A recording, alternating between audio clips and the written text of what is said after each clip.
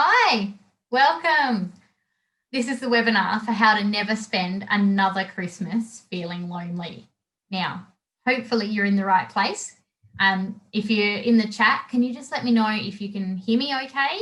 And if you can see the screen that I'm showing, that'd be great. Thank you.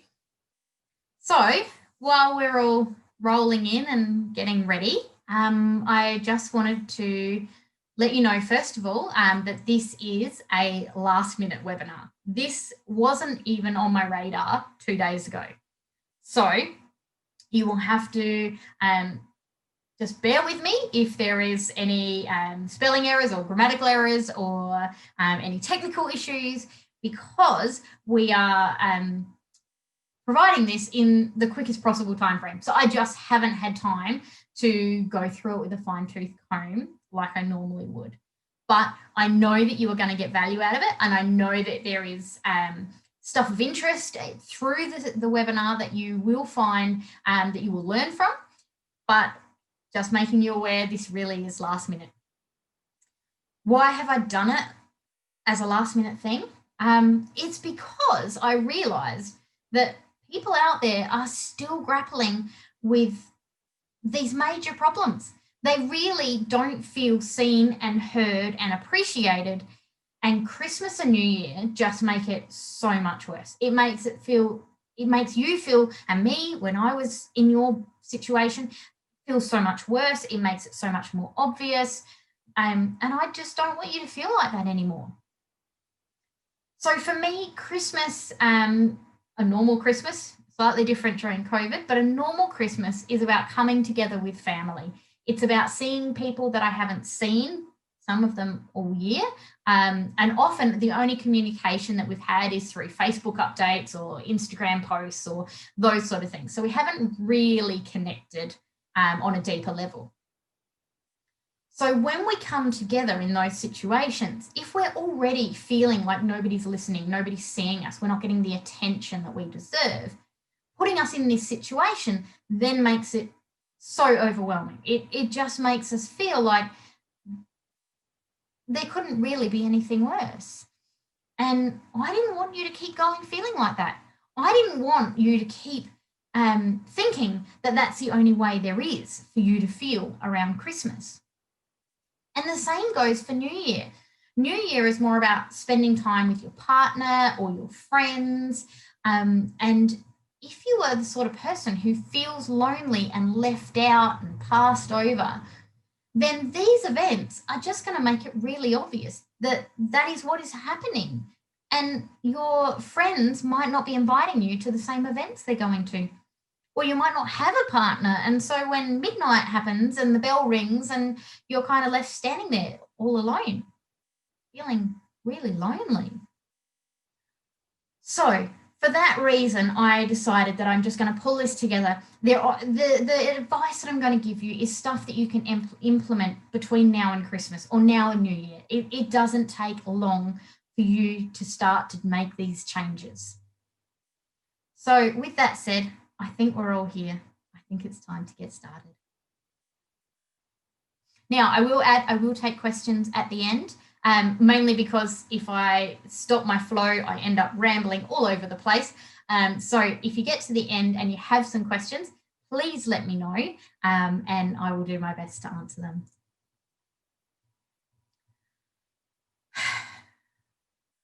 So do you ever feel like you're alone, even when you're in a room full of people?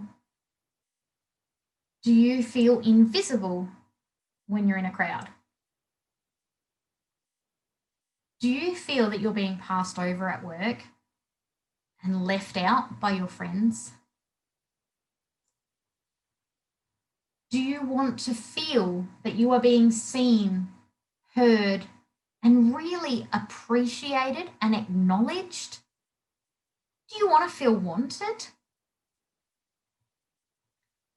So in this webinar, I'm going to show you how changing the way that I came across to people has changed the way that those people respond to me. So do you ever feel like the thought of attending another event just makes you want to run away forever? This is me before. I didn't want to go to the events.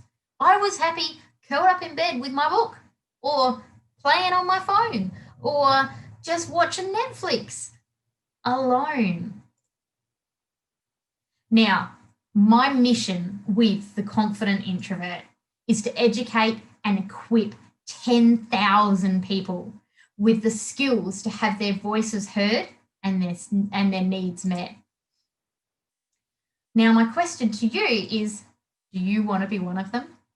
Is this resonating with you? Are you feeling like, yes, I am currently in this space and I don't want to be here anymore? So my bold promise to you is firstly that you're going to be able to see in this webinar how changing the way that you come across to others will help you to stop feeling lonely. And secondly, you'll know the exact steps that you need to feel seen, heard, appreciated, and just important in other people's lives. Sound good? All right. So before we get into it, just a little bit of housekeeping. So first of all, no multitasking, okay? This is important. This is going to change the way that you interact with others around you, and it is stuff that you can implement right now. So focus. Don't be chopping onions or making dinner or whatever it is that you were doing 2 minutes ago. Come and focus and listen to what it is that is going to be life-changing for you. So close the door, grab a pen and paper because there will be a whole lot of information given and you don't want to miss too much of it, although I will be providing a replay so that you can come back to it if there are bits that you need to go over again. And finally, no making fun of my accent. I am Australian and I will do my best to make my words clear and understood without slang or jargon. Okay, and finally, if you stick with me to the end of the webinar, I will be providing you with a bonus just for attending today. You are showing me by being here that this is important to you and I want to reward that. So, are you with me? Okay, so let's start with why am I even telling you how to do this? Who am I? So, my name is Pippa Peck. I have spent more than a decade working for a number of different government agencies as an investigator.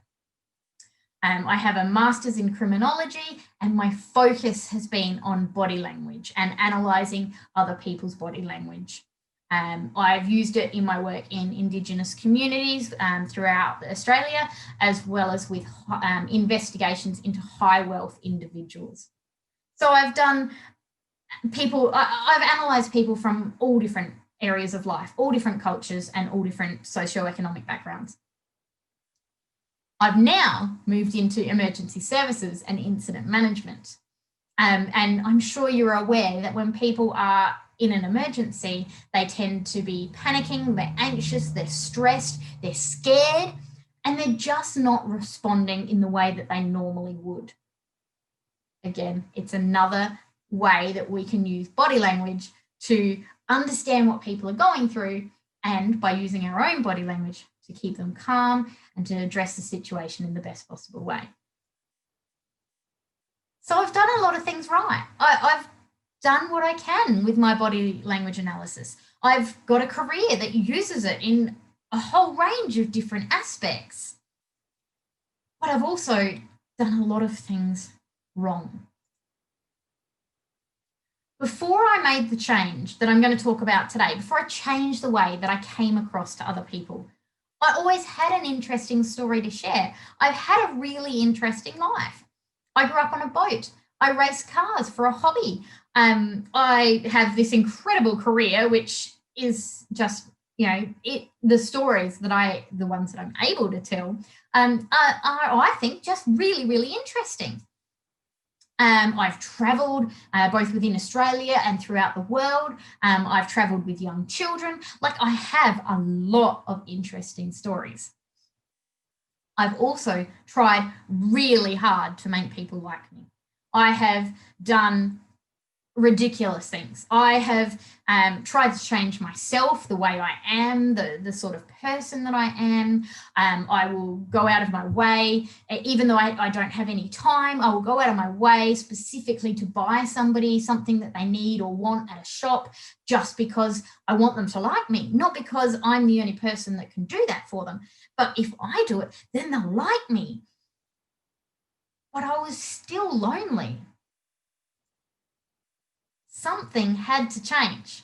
I couldn't keep doing what I was doing and expecting something different to happen. I couldn't keep trying to please everybody and them just suddenly like me because it wasn't working. Now, I knew that I was interesting. Like I said, I've had an interesting life. I've done interesting things. But I also knew that when people got to know me, that they did like me. So I must have been likable to some extent. And my stories must have been interesting to some extent because those that bothered to spend the time with me thought that I was interesting and thought that spending time with me was enjoyable. My problem was that it wasn't everybody. It was only my close friends and family and those who I'd known for years. I knew I had to find a way to get people to notice me. Just everyday people, people who maybe I wanted to develop a friendship with, or maybe my colleagues at work, or my boss even. The person in the shop who just was ignoring me while chatting to their friend. I needed to find a way to get people to notice me. I'd recognized this, but I didn't know what to do about it. And then one day, a friend, and it was actually my husband's friend, who said to me 3 little words. And those 3 words were hard to hear. He said, "You are boring."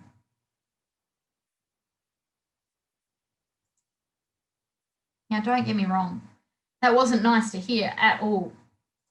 And in fact, being the introvert that I am, I overthought it. I was anxious about it. I laid awake at night thinking about it. Like, how could he think that I was boring? I've done all the things.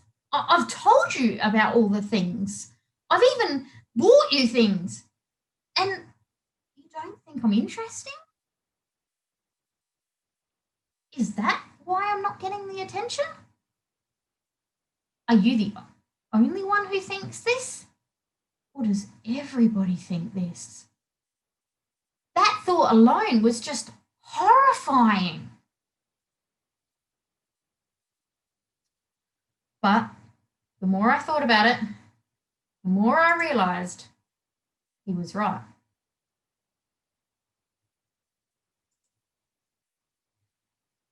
Now, this is the important part.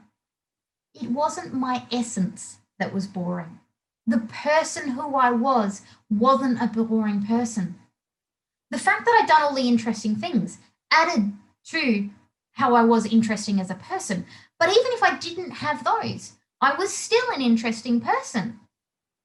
The issue was I came across as boring.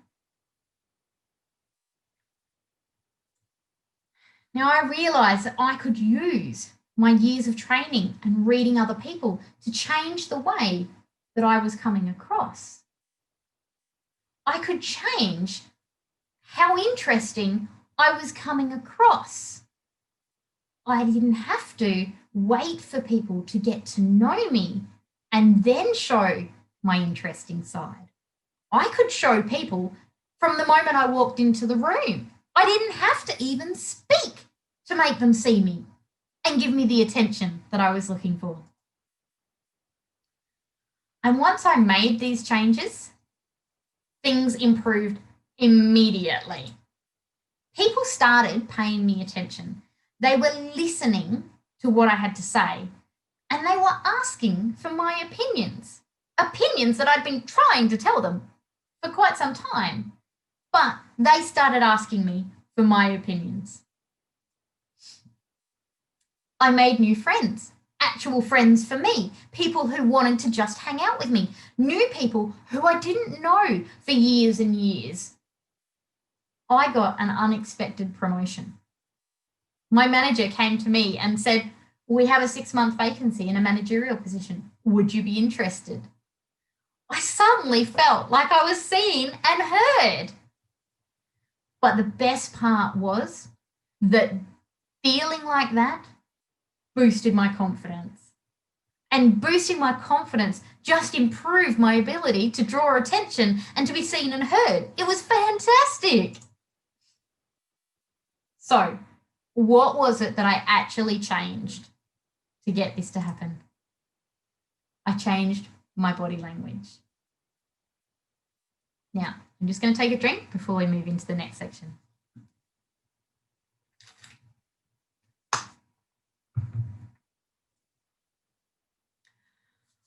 Okay, so for those of you who aren't aware, body language is a form of communication. So there are 3 types of communication. There is vocal, there is verbal, and there is non-verbal, which is body language.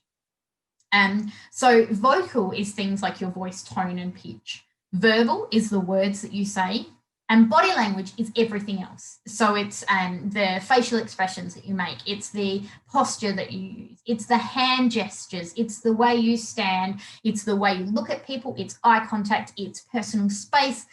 Body language is a really large component of communication, and in fact, they believe that it makes up between 60 and 80% of communication. So if you're talking to somebody over the phone, or if you're writing them an email or a text, removing all of that communication, you're taking away up to 80% of the message that you are sending. And people won't quite understand what it is that you're saying if you take that away and you're not as clear as you possibly can be. So, one, body language and the study of body language has been around since 1870s. There is a whole science behind all of this. I'm not going to get too deep into it in today's webinar because I know that you just want to know what you can do to change. But just be aware that it is scientific and it is a form of communication. And if you don't use it to the best of your ability, then you are not getting the messages across that you think that you're getting across.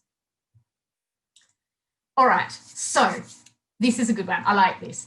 So this is a still taken from the TV show of the presidential debate between Kennedy and Nixon in the 1960s. So this was the very first debate that was televised. Prior to this, you could listen to them on the radio, but this is the first time that the public were actually able to see the debate happening. Now, I'll talk first of all about the differences that we can see in this picture. So we have Kennedy on the left. He has experience with being on TV. He's been doing a bit of TV work in the lead up to this. So he knows what it's like to have the camera there. He knows what it's like to be surrounded by audio equipment and, you know, a whole range of things that usually make people feel uncomfortable when they're on TV. He has got his legs crossed and his hands folded, which is they are signs of nervousness, and that's fine. It's to be expected that he would be nervous or have excited tension in being in the debate. But the setup for him, he appears reasonably relaxed. He also looks well presented. Now on the right, we have Nixon, and Nixon he wants to jump out of that chair. You can see that, you know, even his feet, he has them in a runner's stance, like he's just about to get up and run out of the room. He does not want to be sitting in that chair. Now, a little bit of background, he has also been very unwell prior to the debate happening. And in fact, he was in hospital for a couple of weeks. So he'd lost quite a bit of weight and his clothes weren't fitting him properly. So he just looked a little bit crumpled, a little bit, you know, not like you would expect a presidential candidate to be looking at the time. Now, another thing is that Nixon hadn't had the TV experience. So he declined to wear makeup. He didn't really understand that, you know, if you wear makeup on TV, it doesn't look like you're wearing makeup. It just makes you look healthy. Whereas Kennedy had a full face of makeup, although you can't really see it in this photo, but he looked quite healthy and tanned. But Nixon just looked ill. Now, they did some studies shortly after the debate had occurred, and they spoke to those who just listened to it on the radio. And there was quite a number who listened to it on the radio because not everybody had TVs yet at that point. And those who listened on the radio said that they were both quite evenly matched, but Nixon was slightly ahead in the debate. Like, he was the winner of the debate. Those who watched the debate on TV felt that Kennedy was the far outweighed winner. He was, like, Nixon just wasn't even in the picture, according to those who watched TV. Kennedy was the it and a bit. So what that shows is just by being able to see that body language, people change their views on the outcome. Now, we know with the debate, it's all about the words. It's about the policies, and it's about, you know, who thinks what and who we align ourselves with. But what this research showed was it's actually not. People are making the judgments based on how we present. So that is why today's webinar is so important, that you understand that, but also that you have the skills to be able to make sure that what you are presenting looks more like Kennedy and less like Nixon.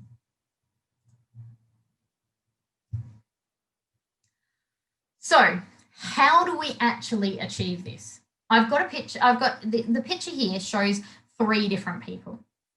So when you interact with somebody, when you come into a room, when you approach somebody, you need to think about which one of these people you are being.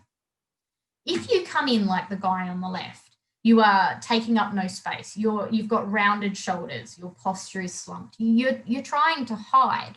And in fact, he's showing a really good example of the fig leaf gesture, which is another example of, putting up a defensive shield, that we're anxious and nervous. If you come in like that, people just won't notice you. Or they will presume that you don't want to be noticed, and therefore they will try and make you comfortable by ignoring you.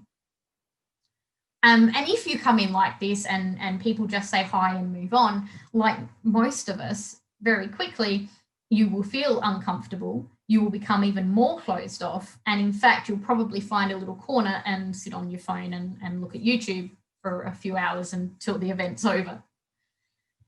Now, the woman in the middle, she may feel inside exactly the way that the other guy does. But what she is doing is she's showing a power pose. So the hand on the hips, the tall straight back, the shoulders are back, her chin is lifted, and she's giving eye contact. Now, you don't have to stride into a party looking like this if that's not you. I understand that for some people, this just won't feel comfortable. The points that you need to be taking here is that the body language is open. She's not covering herself up. She's not closing herself off. So standing straight, tall, lifting the head, lifting the chin will all change the way that people respond to you. It's only such a minor thing, but trust me, it works. It is incredible, the difference that happens when you just make that minor change. And just take this now and promise me that the next time you walk into a room of people, that you'd walk in like this woman, even if you don't want to go the full power pose, just lift your chin, straighten your back, lift your head. The response you'll receive will be incredible. You don't even have to open your mouth walking like that, and people are going to be drawn to you. You're going to get attention, and they're going to be looking and either going, wow, Pippa looks different today, or wow, who is that person? Now, lifting the chin is incredibly easy to do, but make sure you don't look like the woman on the right. Now, it's not much of a difference if you look at the chin levels between the 3 of them. However, if you lift your chin too high, then you appear arrogant. And we don't want that, because if you appear arrogant, then again, you're pushing people away. You're suggesting I'm better than you. I don't need to talk to you. And in fact, we want to come across as approachable and interesting. All right. So the next thing of interest that I want to talk about is the other person's body language. So when you approach other people, they are going to be giving you signals. Everybody is giving out signals all the time, and you need to be aware of them before you start to interact with people, because it's going to impact on the way that you will interact with them, either consciously because you're thinking about this training, or subconsciously because that's just how we work. So let's just take one step back in relation to that's how we work. There have been, according to Dr. Paul Ekman, who is a psychologist and the world leader in facial expressions, and in fact, he's the guy that the TV show Lie to Me was based on. He says there are over 7,000 identified facial expressions, but there are only 7 key emotions that those 7 facial expressions refer to. Now, definitely, if you get a chance, watch at least some of the TV series Lie to Me. It is incredible. It's a really interesting crime drama and an investigative team and, you know, that sort of a situation. But Dr. Paul Ekman was involved with the production of that TV show. So the science that they're using behind looking at people's facial expressions and micro expressions is actually real. So yeah, I would definitely recommend, if you want to learn more about that, go and check out that TV show. Now, anthropologist Dr. Ray Birdwhistell believes that there is actually 250,000 facial expressions and sub-expressions, but he still also says that all of them boil down to these 7 key emotions. All right, so what does that mean in real life? The situation is that when we approach somebody, they will be giving us keys as to what they are feeling at the time. Now, remember, this doesn't teach you how to be a mind reader. Body language tells you what the person is feeling, and what they're feeling is sometimes not related to what you think they are thinking. So to put an example with that, if we approach somebody and we're talking to them and they start to get fidgety and they start to give us signals that they're wanting to move on, they're finished with this conversation. Now, we often will take that as I'm not interested.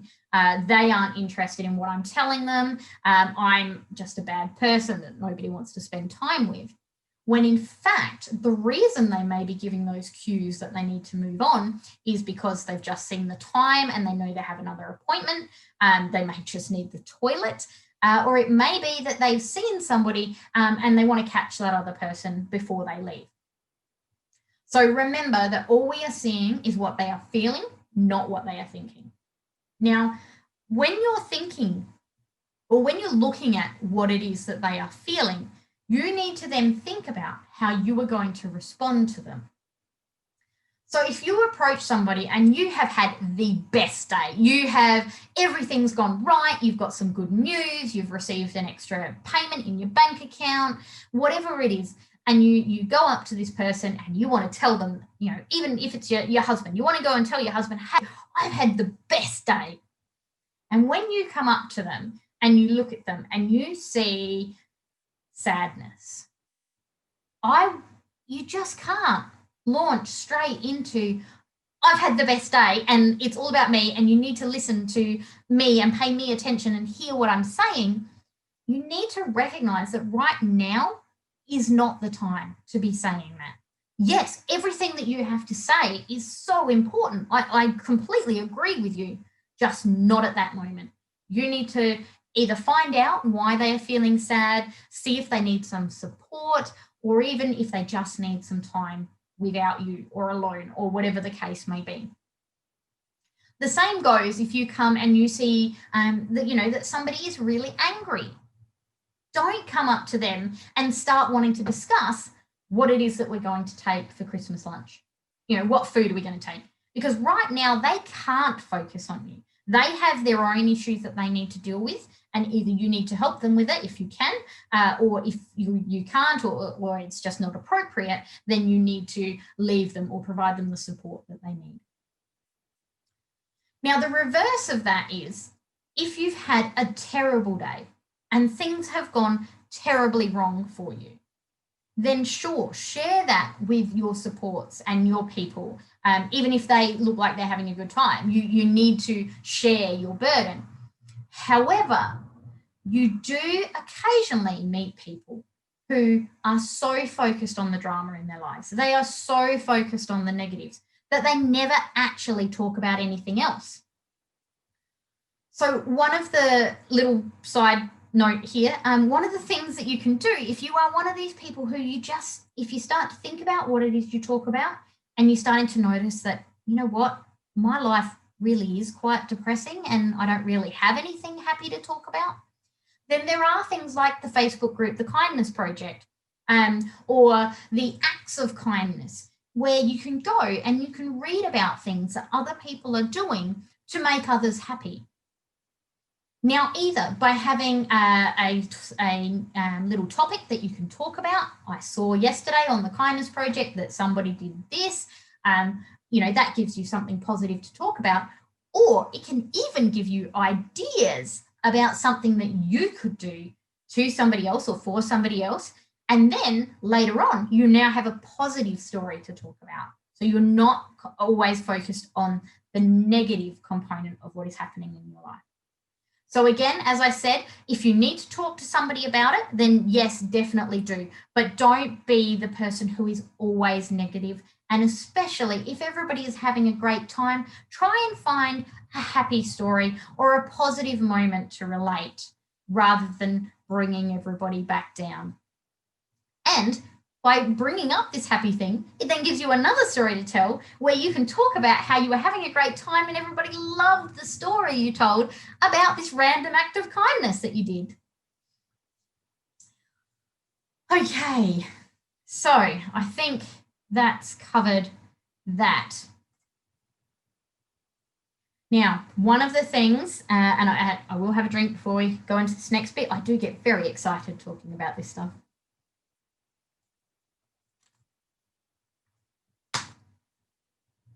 All right. When I talk about these things, one of the big things that people often ask me is, but what about for my culture? Or what about for my family? Or how do I read the people at my work? Or I talk to people overseas, how do I know with them? Or I travel when we can. And the thing is that body language and especially facial expressions are universal. It doesn't matter what culture you're from. It doesn't matter what background you're from. It doesn't matter what education you are from. It doesn't matter if you're male or female, if you're young or old. Facial expressions are all the same. Now, the reason for this is that our body language comes from our animal behaviors. Now, I won't go into that now, but it is a fantastic study, and the explanations as to why we do the different things. Why do we shake our head for no? Why do we smile? It's incredibly interesting. But to keep this down to an hour, I will talk about the fact that yes, in different cultures, the facial expressions are the same. So if you see somebody, if you're in a Western country compared to in a small African nation, then you will see grief shown in the same way. And as you can see from all of these pictures, you can see happiness in the same way. We all smile when we're happy. So that's a really good thing to know. But conversely, gestures are different. So the gestures that we make are different based on our culture and our backgrounds and our upbringings.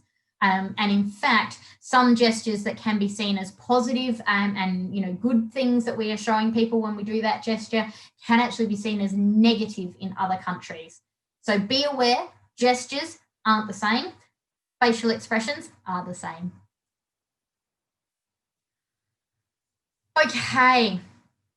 Now, one of the pitfalls that people fall into or struggle with is eye contact. Now, if you are really struggling with eye contact, there are some really easy to do exercises to help you increase the amount of eye contact you use. Now, I will add that my processes and my techniques and my outcomes are all based on Western behaviour. So the fact that eye contact is considered to be polite, it's required for connection. But in some of the Eastern countries, eye contact can be seen as rude, and it depends who you're looking at and things. But because I'm from a Western country, I will teach you about what I know, which is how to use eye contact if you are a Westerner. Now, eye contact, people struggle with it not only in the ability to actually give eye contact, but once you're able to give the eye contact, how long do you look at the person for? What are the rules around how do we look at people? So the diagram that I'm showing here shows the differences.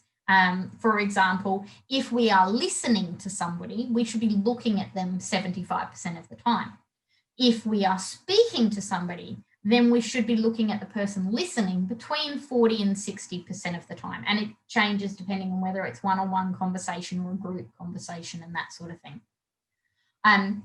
But the mutual gaze should only be happening 30% of the time. So that's when the speaker and the listener are both looking at each other.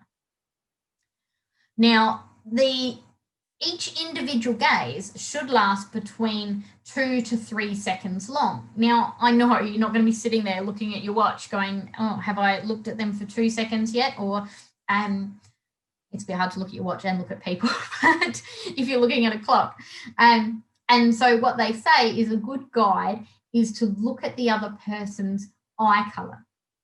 The length of time it takes you to look them in the eyes and recognise what their eye colour is about the length of time that you should be looking at another person.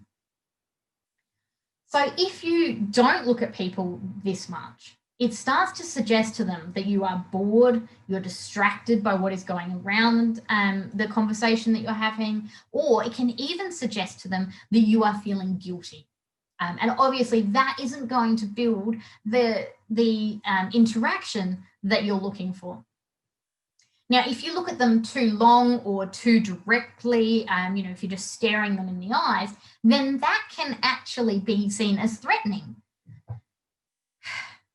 And I say all of that, and then I'm going to add, these are all only a guide. So it depends on how well you know the person, the relationship between the two of you, how comfortable you feel with the eye contact, as to how long you're actually going to look at them.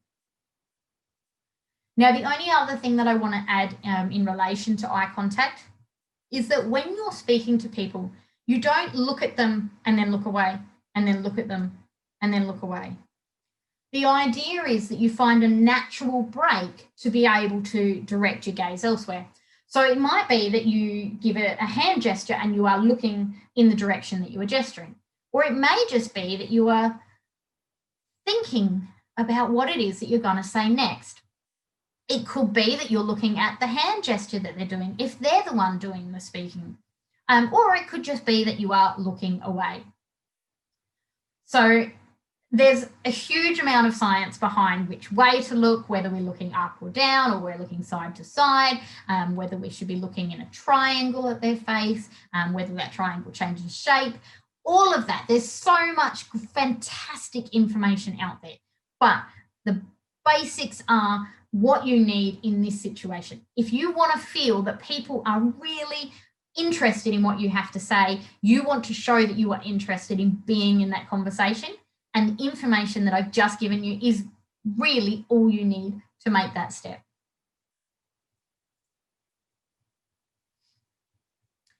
Okay, so as I just said, the information I've given you, you can implement this today. You can go out to your very next event and you can start to make these changes, and you will see people respond to you differently. The way that they respond will probably shock you. The change in the way that they respond to you because you changed it's mind-blowing. It really is. And what I know that you will find is the more that you do these things, the more your confidence will grow that these tools really work, And so you'll do them more. Now, I keep talking about the science, and I keep talking about the practical exercises, and I keep talking about how much more there is out there. Now, it can be overwhelming, and you can go and you can research it. You can follow me on Facebook. You can watch my daily TikTok videos. You can read my blogs. You can go out there and follow Joe Navarro or Vanessa Van Edwards or all of these incredible people or Paul Ekman who have such fantastic knowledge about body language and how it impacts people and how you can change. And you can spend the years and the time making all of these, learning all of these things, but you don't have to, okay? I went through this. I understand how hard it is sitting in a room thinking, why is nobody interested in what I have to say? Why do I even bother to talk to people anymore when they just don't care? They don't see me, they don't hear me. If I'm in a group of people, I'm not the one that people are turning towards. I implemented these changes and immediately I saw differences. Their reactions to me made me feel like I was seen, I was heard, I was appreciated, I was welcome. So I took all of that knowledge. I took my years of study and I have condensed it into a course. I've called that course the How Not to Be Boring course. Now, as I said, it's step by step. It walks you through how to make these changes. I don't just give it all to you in one lump sum. I give it to you in small, bite-sized, practical pieces that you can take away, you can practice, and you can come back and make sure that you got the change that you wanted, and then you can take the next step when you're ready. So you won't have to fear another event again. So now there is so much more than just not being boring. There are the practical exercises. This is where you need to go and actually try out what it is that I'm teaching you. And you don't have to do it in front of other people. It doesn't have to be scary. You can actually practice it in your own bedroom. And when you start to feel that you understand it and you recognize that you're ready to take that step, whether it just be looking somebody in the eyes or whether it be a full analysis of your body language and a full change to the way that you're going to approach people, that's up to you. But every step that you need in between those is provided. I also teach you how to be engaging when meeting new people. So, you know, those first impressions, it's scary and you forget what it is that you're meant to be doing and you forget why you need to be the way that you need to be. And suddenly you retreat back to exactly how you've always been because that's the easiest thing to do when you're in a complete state of fear. We walk you through not only tools to deal with how to give a great first impression, but how to deal with those fears.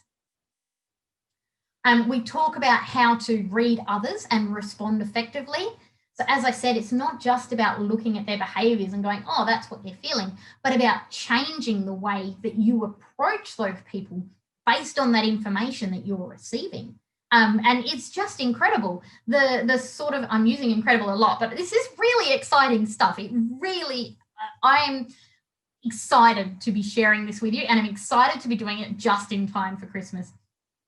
But to be able to respond to others in a way that they appreciate is, it will just change the way they relate to you completely. You can get your point across confidently while public speaking. So again, like when you're meeting people for the first time, public speaking is a different set of rules. It's a different environment that we're not in all the time. And in fact, this course or this module, I've expanded so you can include talking to people online, talking to people in webinars, especially this sort of webinar where you're not getting the feedback from other people. How do you make sure that your body language is coming across in the way that the people who you can't even see need to receive you for you to then come across as interesting? We have a module on diffusing stressful situations and dealing with conflict. You might find that because people have walked all over you or they haven't noticed you, that when you do stand up, they're not able to deal with it as effectively as you would hope. And this can cause conflict. But we give you the strategies that you will need to then work through that conflict with the person. And you know what? Some of the best friends that I have, we've started off in a rocky situation. And the fact that we worked through those situations together led to us becoming even closer friends than I think we would have if we didn't go through that. And then the final module is about putting in place boundaries to ensure that you can live the life that you want to live. So you can stand up for yourself and say, you know what, I've got all of these strategies that I can use to make myself interesting and attractive when I go to this event, but I don't want to. So how do I tell the person, no, thank you for your invitation, but I'm not interested today? Or the reverse of that, and your boundaries do work both ways. You hear about something and you want to come. How do you let the other person know that you actually want an invite, even though for the last 5 years you've turned them down every time they've invited you? How do you let them know that you're genuinely interested in what it is that they're showing you? Now, each of these modules, let me explain first of all. That what we're talking about here is not about changing who you are. We're not saying that you need to be a people pleaser, that you need to change who you are to make other people like you. That's not what this is about at all. What this is about is recognizing that when you have a relationship with somebody, be it a friendship or a work relationship or whatever the case may be, you need to have it as a two-way. So you want them to be interested in you. They need to be, you need to be interested in them and they will be interested in you. Now, this, again, it's not about changing who you are. It's about changing the way that you come across to make yourself present in a way that's interesting to them. And it will be different based on whether you're interacting with your children, with your mother, with your work colleagues, or if you're out at a bar with your mates. This is about recognizing that difference and making sure that you are the best possible you and that you are coming across in the best possible way for that situation. Now, I've run these modules for universities and I charge them $1,000 each. So for that, if I use that sort of figure, then that will be $6,000 for the course. I run the lessons that are within the modules as short courses and I charge $297 per lesson. So if I use that cost, then the price of this course would be $9,000. Now, the cost of what I charge for this course is $1,997. That's the standard price. If you go to my website now and you check the course, that is the price that you will see. However, I am giving you today this fantastic deal because I know that you people are going to take the information that I've given you and you're going to start to make changes and you're going to realize that these are incredible skills and you're going to want more. And as a Christmas gift, I am now gifting you the course for $1,197. So that's a saving of 40%. But I'm only offering it to you for that price until Christmas because it is a Christmas gift.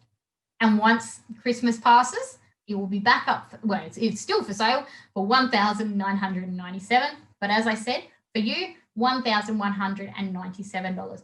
But you need to click on the link that I'm going to provide with this webinar. So for those of you who are here right now, it'll be in the chat. And for those of you who are watching the replay, there'll be a button below that you'll be able to click that says grab your bonus. So wouldn't life feel different if others fought for your attention? If colleagues stopped and listened to what it was that you were saying? If you felt noticed, heard, and appreciated? It is possible. And with that, thank you. I will get to a couple of questions that have come through. And if you do have any more, then please let me know and I'll see how many I can get to because we only have a few more minutes. So the first question that I have is, what do we do if we forget our tools in the middle of the conversation and we realize it's not going well? Okay. This is a really good one because this works on the fact that sometimes we do get into a flight or freeze mode when we are frightened. And so what we can do when this first happens is, one, recognize that it's happened. Two, actually acknowledge it with the other person if it's appropriate. So if you found yourself wandering, you're not looking at the person, you're not paying them attention, or you've closed yourself off and you're getting the impression that they're about to walk away, say, I'm sorry, I got a bit distracted there. I'm back present with you now. And maybe even use the last line or two that they may have been talking about to either restart them in what it was that they were talking about, or draw in your own little story or something that relates to what it is that they're talking about. So as I said, I used to use stories all the time. And one of the things that I've had to do is tone down on my number of stories. People don't have to know every story that I have. Every time somebody tells me, I don't have to, even if I have something, I don't have to tell them my story. Now, the reason for this is because it becomes too much for them. It becomes all about me and it takes the attention away from them. And as I said before, we need to make sure that the attention is going both ways. So by holding back on my story and maybe only telling every third story that occurs to me, one, it stops me from drawing attention to myself constantly. But two, it also means that when I do tell a story, it's a bit more interesting. It's she's telling a story and I haven't heard one from her before. Or this is a new story that I haven't heard before. She's not telling the same story that I've already heard multiple times because she tells stories all the time. So what else can you do? With doing that, with saying to them, I'm sorry, I got distracted, it gives you a moment to take a breath, to change your posture, and to actually realign yourself with what it is that you're trying to achieve in either the conversation or in drawing attention to yourself or to being heard or being seen or whatever it is that you're trying to achieve. And you will find the more you use these, the less likely you are to forget during a conversation what the tools are, because they become a part of you. And to give a good example of this, I have a friend who did one of my courses way back in the beta days, and she was very, very shy. She was very closed in. And when you got to know her, she was and she is an absolutely delightful person. But she just didn't show that. When she was in a room full of people, you'd hardly even notice she was there. She did the course and she came to me and she said, I want to use these skills not only to become more present and noticeable in the room and for people to, actually show me interest in me. I actually want to teach other people. How do I go about teaching other people and using these skills when I'm teaching other people? And so we worked through some really simple practical exercises for her, which got her up and talking to a group of people in like a lecture room type thing. And of course, this was prior to COVID. Once COVID hit, she's had to then change her techniques because she's teaching online. She's teaching to a camera, even though the people are still there and present in the Zoom call or whatever webinar situation she's running. The way that she has to approach them, the way she has to speak to them has changed. And she's using a new set of tools now. The old set of tools have become quite natural for her and she uses them almost all the time. And in fact, I feel like I'm the one now who's sitting in her shadow because she really has this draw to her when she enters a room. But she's using these new skills now to learn how to talk to the camera. And I'm sure that in, 6 months or so, that these will then become her normal way of doing things. So she won't need the tools because that will just be the way she does it. I hope that answered that question. Can you give me a list of what we should be doing? No, not really. You can go back through this webinar. I do the daily TikTok videos, and there's always little snippets in there that you can use and apply on a daily basis. But the problem is, there's not just a final list, like the type of body language cues and your changes and the things that you need to be paying attention to change depend on what your situation is, and whether you are incredibly shy and just starting out, or whether you actually have some confidence and you're just wanting people to actually notice you. So yeah, there's certainly more information free information that I provide. There's plenty of information on the web, but certainly if you actually want to make real change in your life, you need to be going and doing this course. It will really take you to that whole next level. What's the most important thing to do? I think eye contact. I think eye contact for me it shows people that you're listening. It shows people that you are genuine. It shows people just who you are. And if you only take one thing from this webinar, just try the eye contact. Just get out there and give it a try. And if it makes you feel uncomfortable, then practice it with people that you feel comfortable with. So, that might be your immediate family, or it might be your dog. Just practice actually looking at people in the eyes, and you will find that this is, straight away, they will start to respond to you in a different way. One other thing that I wanted to talk about, which I've realised that I did miss, and we will just quickly touch on this one, so I know we're running out of time. And that's about what's happening at the moment with movies. So if I showed a clip earlier of Charlie Chaplin and the facial expressions that he uses.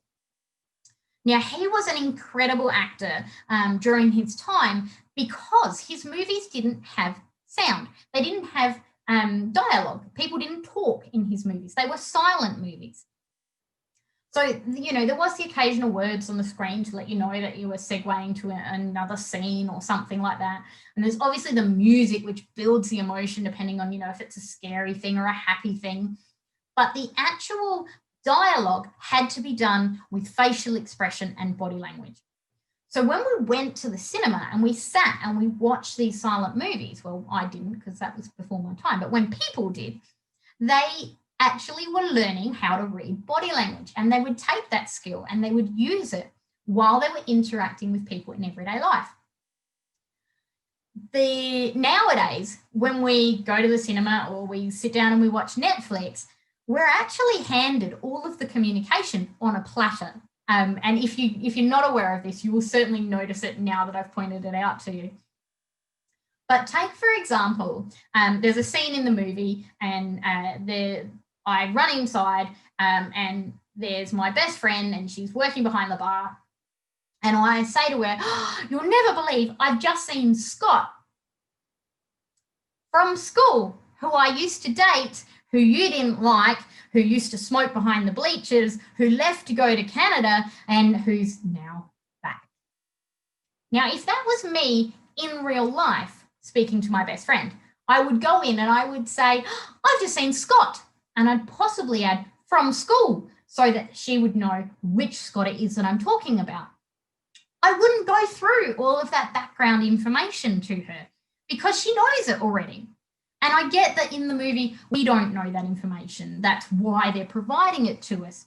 But the actual communication is diluted by providing all of this extra information. We should be able to tell from the expression on my face and the expression on my best friend's face that this is either a good thing or a bad thing for each of us. So we're not practicing this anymore when we're sitting down to watch a movie. And so therefore we're not applying it when we're out in real life. So if you're wanting to actually practice reading other people, then start doing some people watching. Now, if you're in a public space, don't be creepy or anything, but if you're in a public space, it's fine to be looking at the people around you. So, if you're in a shopping mall or you're sitting in a cafe, have a look at the people that are around you. And what you will see is that they will be having conversations that you shouldn't be able to hear or won't be able to hear, but you will get a feeling for what it is that they're feeling within the conversation. Is it a negative conversation? Is it a positive conversation? Is it a one-sided conversation? And you often won't get an outcome. You won't get to find out if your thoughts are correct, but occasionally there will be the chance when you do. And in fact, when I was on holidays recently, we were at a playground and I was watching my children play, but there was also a dad there who was watching his children play. And I could tell from the way he was sitting on the park bench, he was slumped down, he was, head down, he was, actually even holding his head, shoulders were rounded. He just looked really sad. He looked like he was struggling with some sort of grief. Now, what happened was after a little while, an older woman came in, possibly his mother or his auntie or, that sort of age, and she approached him, she spoke to him, and immediately he broke down and she held him while he just sobbed and sobbed.